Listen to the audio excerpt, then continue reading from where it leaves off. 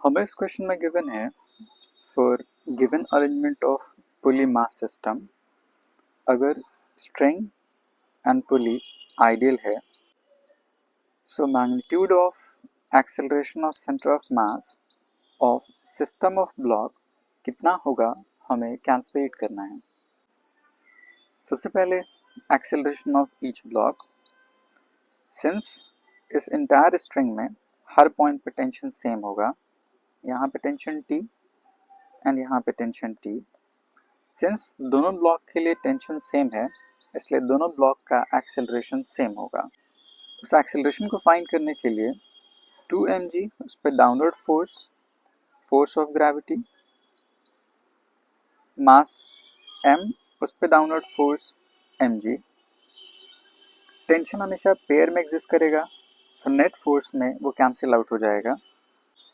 So acceleration of block equals to net force acting divided by total mass.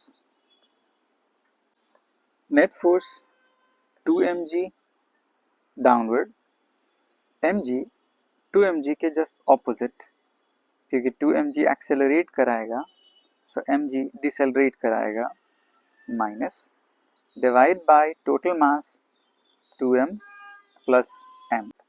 2 mg minus mg divide by 3m, सो ये term हो जाएगा g by 3 is equals to a.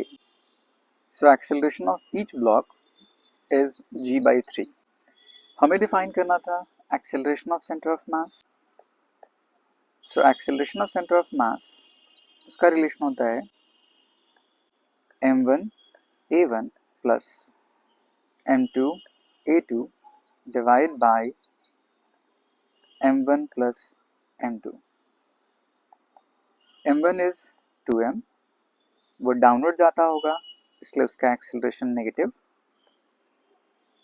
Plus m2 is m, उसका acceleration being upward, plus divide by 2m plus m।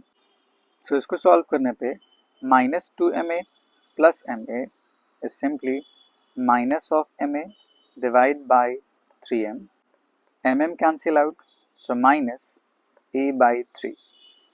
a की value g by 3, so minus g by 3 divided by 3 becomes g by 9, acceleration of center of mass. हमें magnitude calculate करना था, so plus g by 9. So option 3 is correct.